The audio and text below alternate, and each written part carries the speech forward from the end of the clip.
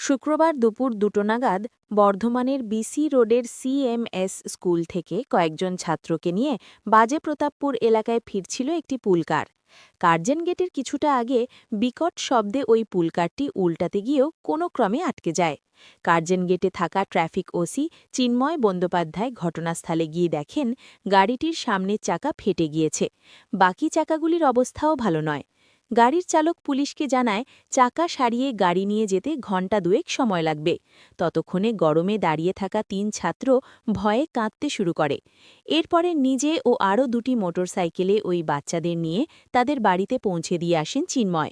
তিনি বলেন, এমনিতেই গাড়ির ওই শব্দে ছেলেগুলো খুবই ভয় পেয়ে গিয়েছিল, তারপরে এতটা সময় দাঁড়িয়ে থাকলে আরও ভয় পেত। ওদের পরিবারের লোকেরাও চিন্তা করত, খিদেও পেয়েছিল স্কুল ছুটির পরে। তাই আমি আরও ২টি বাইকে সবাইকে চাপিয়ে নিয়ে তাদের বাড়িতে দিয়ে আসি। দুবরাজদিঘি দক্ষিণপাড়ের বাসিন্দা নিউটন শেখ বলেন, আমার ছেলে নূর রাবু শেখ প্রথম শ্রেণীতে পড়ে সিএমএস স্কুলে।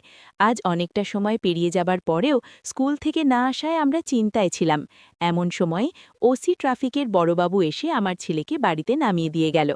ওনার মানবিকতা দেখে ভালো লাগলো। আমার নাম শেখ জিয়াউর রহমান। আমি দুবরাজদিঘি পশ্চিমপাড়া বাসিন্দা। আমি আমার কি ছেলে- হয়েছে ঘটনা এখন? ঘটনা কিছু না, সেমি স্কুল থেকে ছেলে আসছিল যখন ড্রাইভার আমাকে ফোন করেছিল যে সামনে চাকাটা এরকম তারা লিক হয়ে গেছিলো, একটু সময় লাগবে।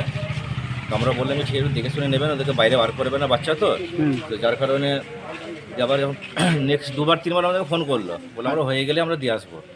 তো যাক, ওখানকার বড় বাবু চিন্ময়বাবু, তো উনি আজকে বাচ্চাদেরকে নিজে নিয়ে এসে দায়িত্বের মধ্যে এই রোদে গরমে যেতে সেদিকে দিয়েছেন।